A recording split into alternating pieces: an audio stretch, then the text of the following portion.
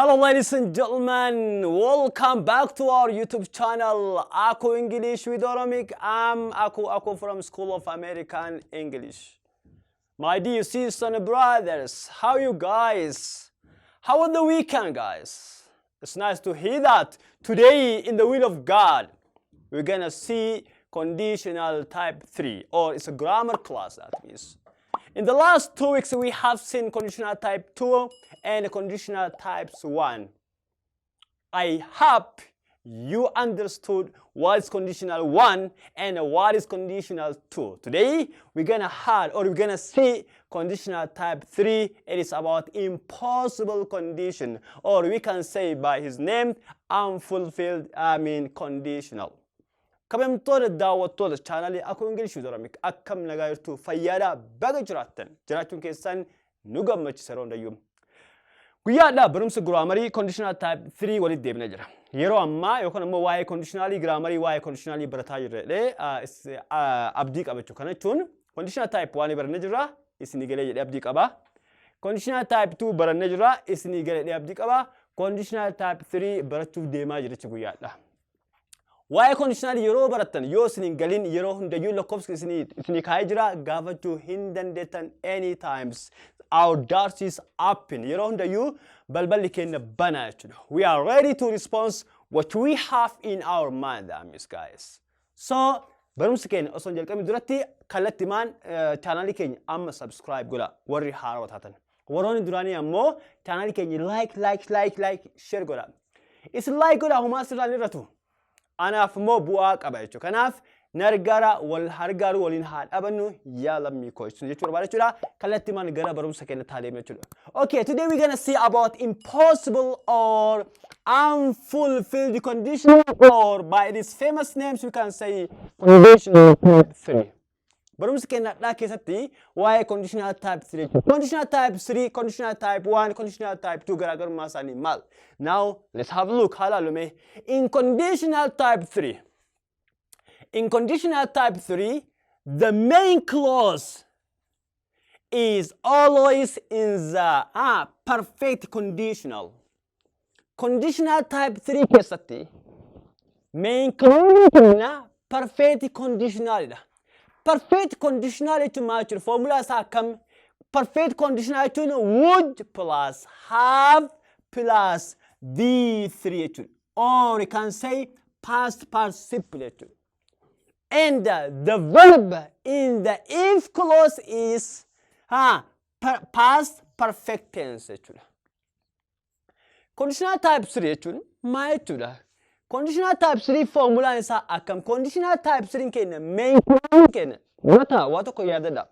Conditional type 1 ratti main clause kenne will plus verb 1. Will plus verb 1.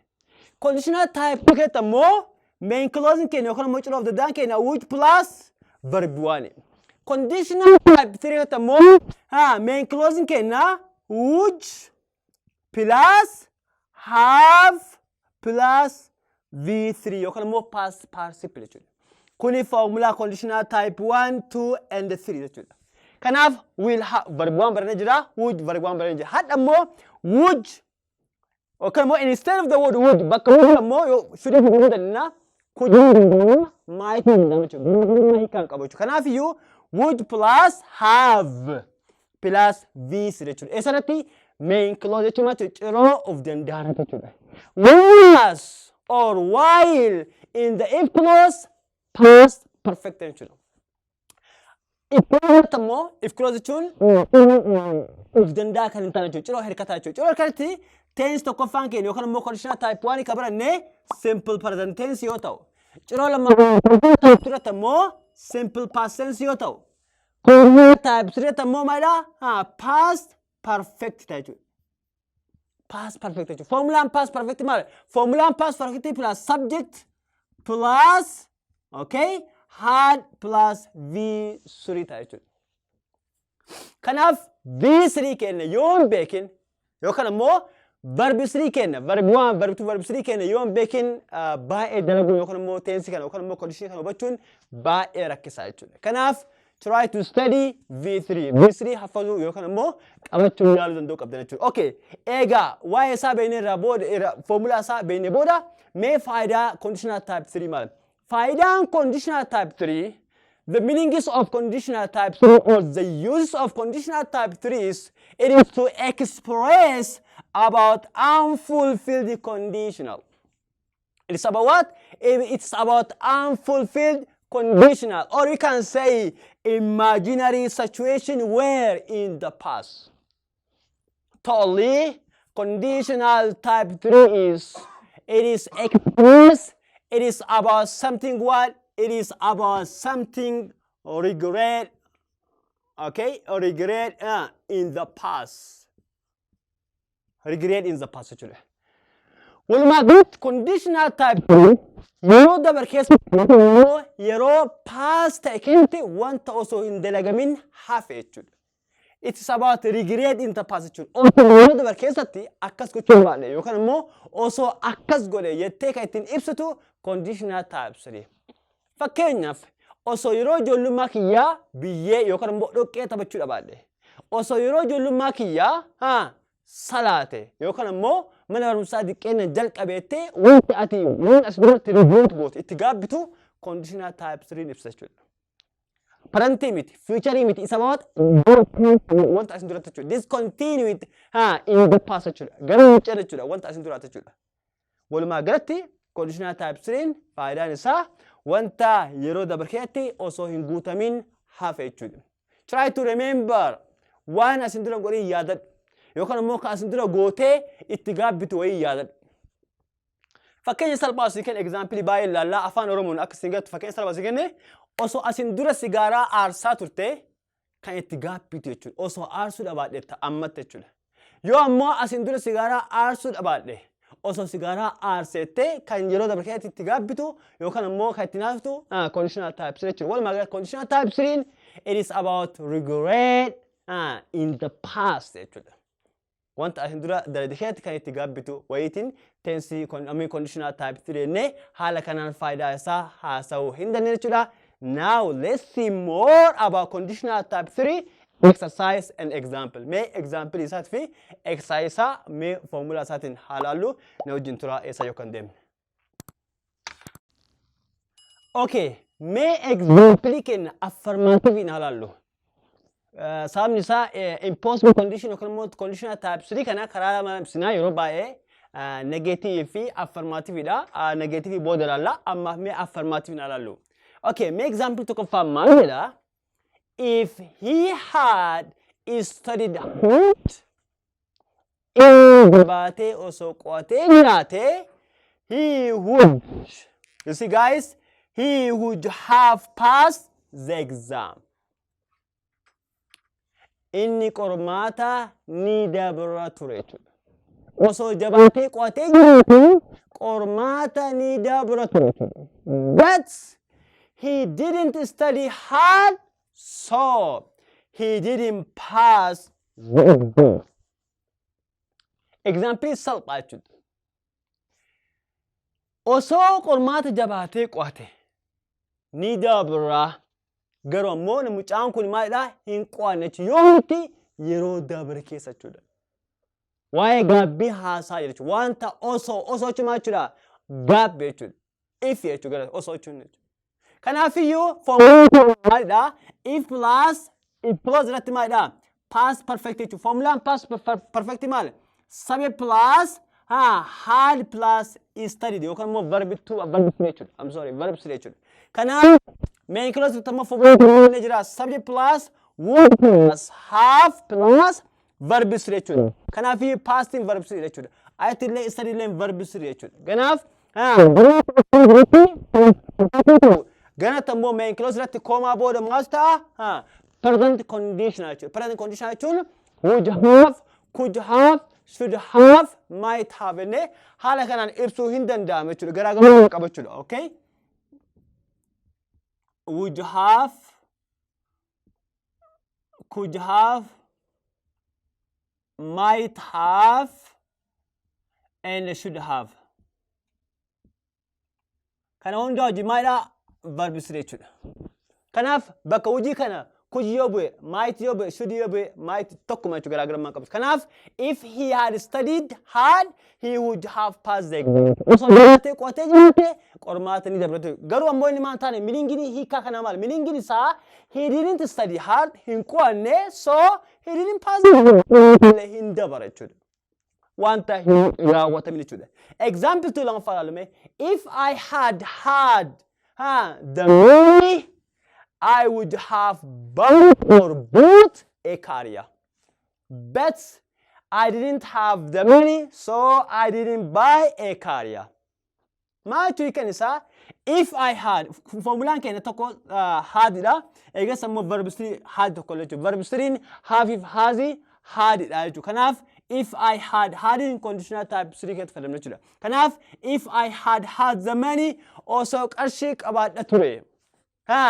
I would have bought in verb 2 buy jechuudha. Okay, buy da.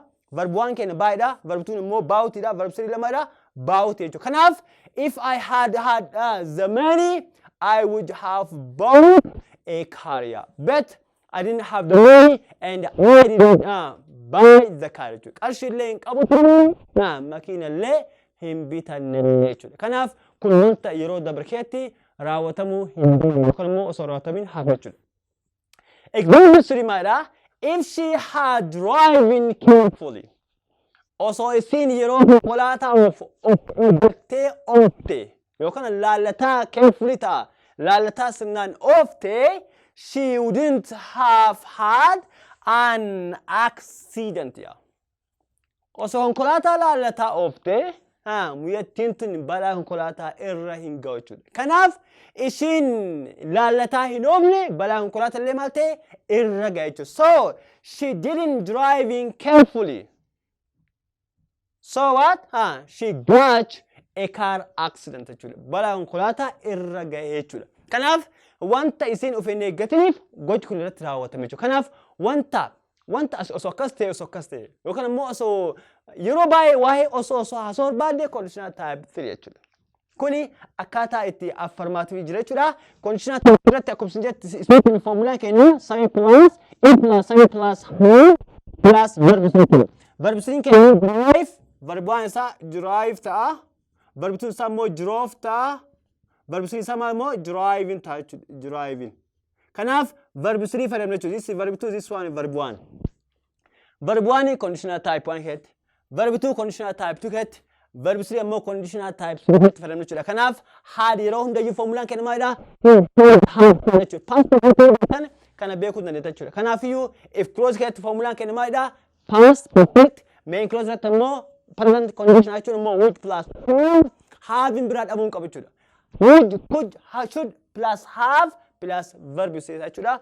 I hope hubattan jedhee abdii qaba. More ammoo exercise isaa mee takkaa lama ilaallaa jechuudha. Okay, now follow me.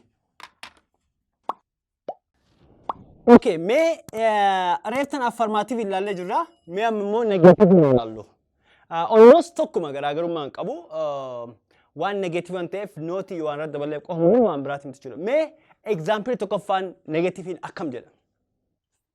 If he had not or hadn't jechuudha. If he had not studied hard, he would not have passed the exam.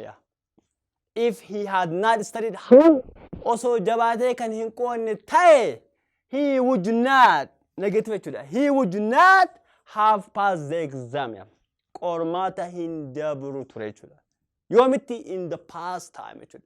Kana jechuun jechuudha meaning he studied hard so he passed the exam. He kan hima kana negative kana jechuudha. Inni jabaatee waan qo'ateef qormaata ni dabre jechuudha kana jechuudha. Osoo jabaatee qo'atu dhabaatee qormaata hin dabre jechuudha. He studied hard jabaatee qo'ate so he passed the exam qormaata illee dabre jechuudha. Example warratti maanne if he had studied hard he would have passed the exam. Example reeftan irratti jechuudha.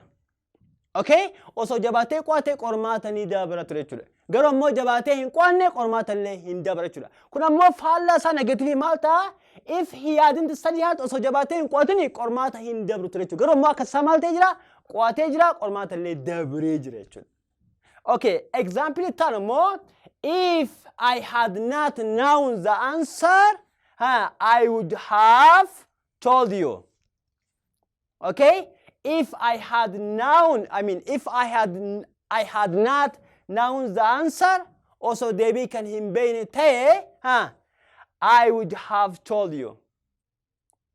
Deebii as negative da, sorry. Would not qabachuudha. If I had known, if I had not known the answer, deebii osoo kan hin beekne ta'e, I would not have told you. Sitti ni himu ture jechuudha. Garuu maqsaa ta'e deebii ni beeka sitti illee hime jira. Kana jechuun maal jechuudha? But I knew the answer and I told you jechuudha. Deebii waan beekeef sitti himee jira jechuudha. Okay? Osoo deebii beekuu dhabaadhee sitti hin himu ture jechuudha. Garuu immoo deebii hin beeka sitti himee jira jechuudha. Faallaadha jechuudha. The last one kan dhumaa immoo if it hadn't rained osoo kan hin roobne ta'e I could have come. Nin dhufa ture jechuudha. Nin dhufa ture jechuudha. Kana jechuun maal jechuudha? If it negative dha, hadidha. Kun rained verb 3 kenna. Ayata immoo could have dha plus verb 3 come jechuudha. Verb 1 kenna yeroo hundayyuu come dha. Verb 2 kenna immoo came dha. Verb 3 kenna immoo deebi'ee come ta'a jechuudha. Kanaaf ahitti could have plus come verb 3 ta'uu qaba dirqama jechuudha. Kanaaf iyyuu if it hadn't rained osoo roobuu dhabaate I could have come. Ni dhufa ture jechuudha. Ni dhufa jechuudha. Garuu maal ta'e jira? But it rained roobe so I didn't come jechuudha. Kanaaf iyyuu roobe waan tureef anillee dhufuu hin dandeenye jechuudha. But it rained ni roobe so I didn't come jechuudha. Waan roobeef anillee dhufuu hin dandeenye jechuudha. Gaafiin keenya maalidha? Osoo roobuu dhabaate sibira dhufaa ture jechuudha. Yoom? In the past jechuudha. Garuu akka isaa ta'e maal ta'e jira? Roobe anillee bakka sana irraa yookaan immoo beellama keessirraa hafe jechuudha. Walumaa galatti daawwattoota chaanalii kiyya barumsi conditional type 3 haala kana fakkaata jechuudha. Maybe yoo isin xiqqoo ulfaatee dhumarratti conditionalii maraa walitti qabnee exercise isaa hin laala jechuudha. Hadhaaf wani isin hubachuu qabdan conditional kanarratti tokkoffaa if closing keessan formula isaa maalidha? Simple past tense dha. Main closing keessan ammoo eega koomaa goota present conditional jechuudha. Kanaaf formula isaatiin qabadhaa, formula isaatiin deemaa, formula isaa qabannaan garanaaf garana qofa danyoo baaftan isinii gala jechuudha. As maatu jira? Barbarsam gaafii lama tokko siyaa gaafatu yookaan ammoo as bakka duwwaa godhee as yoo si kenne kaasii kama akka ta'e hin beekta jechuudha. Kana laaltee kana deebistaa jechuudha. Fakkeenyaaf kun amma sitti amma would not have passed. Kan would kun akka ta'e hin beekaa conditional type 3 ta'uu isaa hin beekaa jechuudha. Because formula isaa would plus have plus perfect. Egaa ganana maal fayyadamu jechuudha? Gananatti pass perfect guutuu qaba jechuudha. Kanaaf had plus verb 3 soqee guutuu qaba jechuudha bakka duwwaa kana jechuudha. Kanaaf baay'ee salphaadha akka guddatti ilaaltaniituma ilaalinaatti take it easy. It's not something a big deal jechuudha. Wanta guddaa miti waan baay'ee salphaadha. I hope yoo isin dhibe lakkoofsan daawwattan yeroo hundayyuu nagaafachuu dandeettanii haadhaaf barumsi isinii qopheessu conditional type 3 kana fakkaata kabajamtoota daawwattoota kiyya channel conditional type 1 type 2 type 3 ilaalee jira jechuudha. Yeroo itti immoo conditional type 0 ilaalee jechuudha. Hagasuma immoo nagaa innaa turaa sun jiruu baada. Bye.